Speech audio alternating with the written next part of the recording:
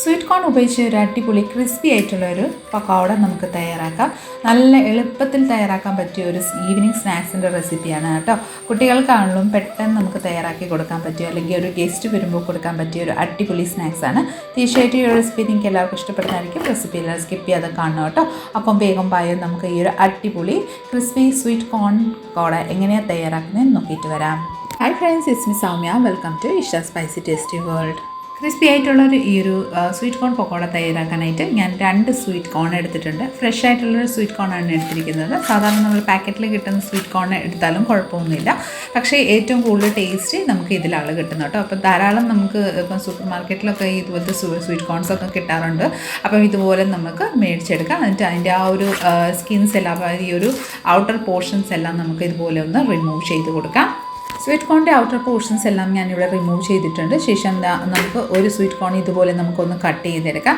ഇതുപോലെ ഒന്ന് ബ്രേക്ക്, അപ്പോൾ ജസ്റ്റ് കൈ കൊണ്ടൊന്ന് പൊട്ടിച്ചെടുത്താൽ മതി കേട്ടോ. അതിനുശേഷം ഒരു നൈഫ് വെച്ച് നമുക്ക് ആ ഒരു സ്വീറ്റ് കോൺ ഇതുപോലെ ഒന്ന് കട്ട് ചെയ്തെടുക്കാം കേട്ടോ. ഓരോന്ന് അടത്തിയെടുക്കാൻ പാടില്ല. ഇതുപോലെ നമുക്ക് നൈഫ് വെച്ച് ഒന്ന് കട്ട് ചെയ്തെടുക്കാം. എളുപ്പം ഇപ്പം മൊത്തം സിംഗിളായിട്ട് നമുക്ക് ഇതുപോലെ ചോപ്പ് ചെയ്തെടുക്കാം, അല്ലെങ്കിൽ ഇതുപോലെ ഹാഫ് പീസസ് ആയിട്ട് നമുക്ക് നൈഫ് വെച്ച് ജസ്റ്റ് ഒന്ന് കട്ട് ചെയ്ത് എടുക്കാം കേട്ടോ. അപ്പോൾ ഇതേ രീതിയിൽ നമുക്ക് എല്ലാ സ്വീറ്റ് കോൺസും നമുക്ക് ഇതേ രീതിയിലൊന്ന് ആ ഒരു നൈഫ് വെച്ച് ഒന്ന് ചോപ്പ് ചെയ്തെടുക്കാം. നമ്മുടെ സ്വീറ്റ് കോൺസ് എല്ലാം ഞാനിവിടെ ചോപ്പ് ചെയ്ത് പ്ലേറ്റിലോട്ട് റെഡിയാക്കിയിട്ടുണ്ട്. ഇനി നമുക്കിത് ജസ്റ്റ് ഒന്ന് മാറ്റി വെച്ച് കൊടുക്കാം. ഇനി നമുക്കൊരു മിക്സി ജാർ എടുക്കാം. മിക്സി ജാറിലോട്ട് ഒരു കുഞ്ഞ് പീസ് ഇഞ്ചി നുറുക്കിയിട്ട് നമുക്ക് ആഡ് ചെയ്ത് കൊടുക്കാം. ശേഷം ഒരു 2 പച്ചമുളക് ജസ്റ്റ് ഒന്ന് കൈ കൊണ്ട് ക്രഷ് ചെയ്ത്, അതായത് കട്ട് ചെയ്ത് നമുക്ക് ഇതുപോലെ ഒന്ന് ആഡ് ചെയ്തെടുക്കാം. എരിവ് നിങ്ങളുടെ താല്പര്യം അനുസരിച്ച് പച്ചമുളക് കൂട്ടുകയോ കുറയ്ക്കുകയോ ചെയ്തുള്ളൂ കേട്ടോ. ഇനി നമുക്കിതിലോട്ട് ഒരു പിടി, അതായത് ഒരു കൈ നമുക്ക് കടല ചേർത്ത് കൊടുക്കാം. പച്ചക്കടലയാണ്. അത് നമുക്ക് ലിറ്റിട്ട് ക്ലോസ് ചെയ്ത് ഒന്ന് ക്രഷ് ചെയ്തെടുക്കാം. ഇതുപോലെ ഒന്ന് ക്രഷ് ചെയ്തെടുത്തിട്ടുണ്ട്. അരയാൻ പാടില്ല, ജസ്റ്റ് ഒന്ന് ക്രഷ് ചെയ്തെടുക്കാം കേട്ടോ. ഇനി നമുക്കത് മാറ്റി വെച്ചിട്ട് ഒരു ബൗളിലോട്ട് നമ്മൾ അടർത്തി വെച്ചിരിക്കുന്ന, ചോപ്പ് ചെയ്ത് വെച്ചിരിക്കുന്ന സ്വീറ്റ് കോൺസ് ഒന്ന് ട്രാൻസ്ഫർ ചെയ്ത് കൊടുക്കാം. ആ സ്വീറ്റ് കോൺസ് എല്ലാം ഇതുപോലെ ഒന്ന് ട്രാൻസ്ഫർ ചെയ്ത് കൊടുത്തതിന് ശേഷം നമ്മൾ ജസ്റ്റ് ഒന്ന് ക്രഷ് ചെയ്ത് വെച്ചിരിക്കുന്ന ആ ഒരു നട്ട്സും ഇഞ്ചിയും പച്ചമുളകും എല്ലാം നമുക്ക് ഇതിലോട്ടൊന്ന് ചേർത്ത് കൊടുക്കാം. കൂട്ടത്തിൽ തന്നെ നമുക്ക് കുറച്ച് മല്ലിയില ചോപ്പ് ചെയ്ത് ആഡ് ചെയ്ത് കൊടുക്കാം. 1 ടീസ്പൂൺ ജീരകം, 1/4 ടീസ്പൂൺ മഞ്ഞൾപ്പൊടി, 1 ടീസ്പൂൺ കാശ്മീരി ചില്ലി പൗഡറും, ഒരു 2 to 3 ടേബിൾ സ്പൂൺ നാളികേരം, ഫ്രഷ് ആയിട്ട് ചെറിയ നാളികേരം അല്ലെങ്കിൽ ഡെസിക്കേറ്റഡ് കോക്കനട്ട് ആഡ് ചെയ്ത് കൊടുക്കാം. അതിനുശേഷം നമുക്ക് ആവശ്യമനുസരിച്ച് ഉപ്പും കൂടെ ചേർത്ത് ഈ വക എല്ലാം നന്നായിട്ടൊന്ന് മിക്സ് ചെയ്ത് കൊടുക്കാം കേട്ടോ. നന്നായിട്ട് ഒന്ന് ഞെരടി നന്നായിട്ടൊന്ന് മിക്സ് ചെയ്ത് കൊടുക്കാം. അപ്പോൾ ഇതാ നന്നായിട്ടൊന്ന് മിക്സ് ചെയ്ത് റെഡിയാക്കിയിട്ടുണ്ട്. നമുക്കിത് 2 to 3 മിനിറ്റ് ജസ്റ്റ് ഒന്ന് റെസ്റ്റിന് വെച്ച് കൊടുക്കാം. ഒരു 3 മിനിറ്റിന് ശേഷം നമുക്ക് ഇതിലോട്ട് ഒരു 2 ടേബിൾ സ്പൂൺ അരിപ്പൊടി ചേർത്ത് കൊടുക്കാം, നല്ലൊരു ക്രിസ്പിനെസ് കിട്ടാൻ വേണ്ടിയിട്ടാണ്.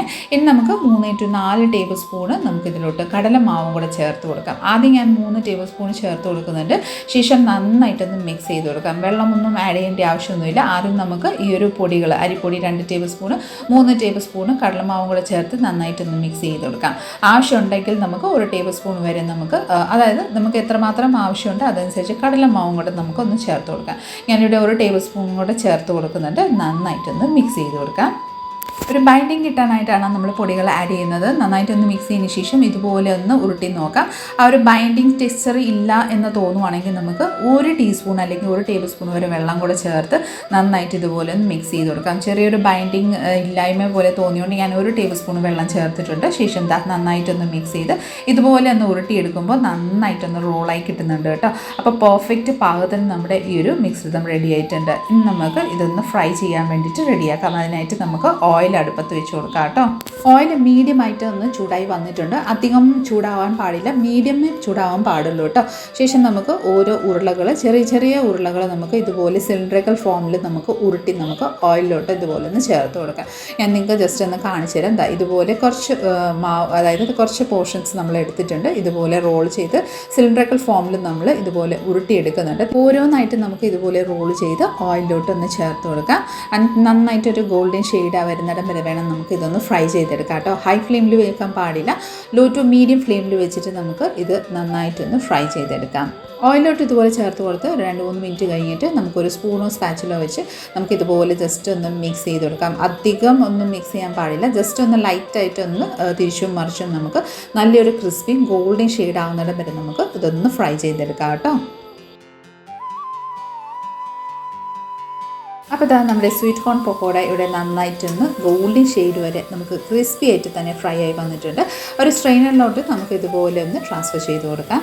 ഓയിൽ നന്നായിട്ട് സ്ട്രെയിൻ ആയതിനു ശേഷം നമുക്കൊരു പ്ലേറ്റിലോട്ട് ട്രാൻസ്ഫർ ചെയ്ത് കൊടുക്കാം. അതേ സെയിം രീതിയിൽ തന്നെ നമുക്ക് ബാക്കിയുള്ളതെല്ലാം ഫ്രൈ ചെയ്തെടുക്കാം. അപ്പോൾ ഇതാ സൂപ്പർ ടേസ്റ്റി ആയിട്ടുള്ളൊരു നമ്മുടെ സ്വീറ്റ് കോൺ പക്കോട ഇവിടെ റെഡി ആയിട്ടുണ്ട്. നല്ല ക്രിസ്പിയാണ് കേട്ടോ. ആ സൗണ്ട് കേൾക്കുമ്പോൾ തന്നെ നിങ്ങൾക്ക് മനസ്സിലായി കാണും, നല്ല ക്രിസ്പി ആയിട്ട് തന്നെയാണ് നമ്മുടെ ഈ ഒരു സ്വീറ്റ് കോൺ പക്കോട ഇവിടെ റെഡി ആയിരിക്കുന്നത്. നമുക്കൊരു പ്ലേറ്റിലോട്ട് സെറ്റ് ചെയ്ത് കൊടുക്കാം. ഞാനൊരു പ്ലേറ്റിൽ ആ സ്വീറ്റ് കോണിൻ്റെ ആ ഒരു സ്കിന്ന് ജസ്റ്റ് ഒന്ന് ഔട്ടർ പോർഷൻ ജസ്റ്റ് ഒന്ന് ഭംഗിക്കായിട്ട് ഇതുപോലെ ഒന്ന് വെച്ച് കൊടുത്തിട്ടുണ്ട്. അതിൻ്റെ മേലെ കൂടെ നമ്മുടെ ഈ ഒരു സ്വീറ്റ് കോൺ പക്കോട എന്ന് നമുക്ക് എന്താ പറയുക സെർവ് ചെയ്ത് കൊടുക്കാം കേട്ടോ. അപ്പോൾ ഇതാ സൂപ്പർ ഡിലീഷ്യസ് ആയിട്ട് നല്ല അടിപൊളി പ്ലേറ്റിംഗ് ആയിട്ട് നമ്മൾ ചെയ്ത് റെഡി ആക്കിയിട്ടുണ്ട് നമ്മുടെ പക്കോട, സ്വീറ്റ് കോൺ പക്കോട. പുറമിൽ നിന്ന് നല്ല ക്രിസ്പി ആയിട്ട് തന്നെയാണ് നമ്മുടെ ഈ ഒരു പക്കോട റെഡി ആവുന്നത്.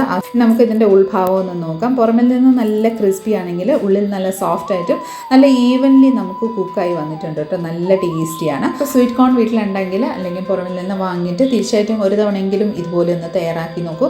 നിങ്ങൾക്ക് എല്ലാവർക്കും ഇഷ്ടപ്പെടുന്നതായിരിക്കും. കുട്ടികൾക്കാണെങ്കിലും ആ ഒരു ടൊമാറ്റോ സോസിനൊക്കെ കൂട്ടി കഴിക്കാൻ അടിപൊളി ടേസ്റ്റിയാണ് കേട്ടോ. അപ്പം എല്ലാവരും ഒന്ന് ട്രൈ ചെയ്ത് നോക്കിക്കോളൂ. നമ്മുടെ ഇന്നത്തെ റെസിപ്പി നിങ്ങൾക്ക് എല്ലാവർക്കും ഇഷ്ടമായെന്ന് വിചാരിക്കുന്നു. ഇഷ്ടമായിട്ടുണ്ടെങ്കിൽ ലൈക്ക്, ഷെയർ, ഫോളോ ആൻഡ് സബ്സ്ക്രൈബും കൂടെ ചെയ്ത് നമ്മളെ മാക്സിമം ഒന്ന് സപ്പോർട്ട് ചെയ്തേക്കണേ. അടുത്ത നല്ലൊരു റെസിപ്പി കൊണ്ട് വരുന്ന നമ്പറിൽ എല്ലാവരും stay tune, be happy and keep smiling. Thank you for watching and by.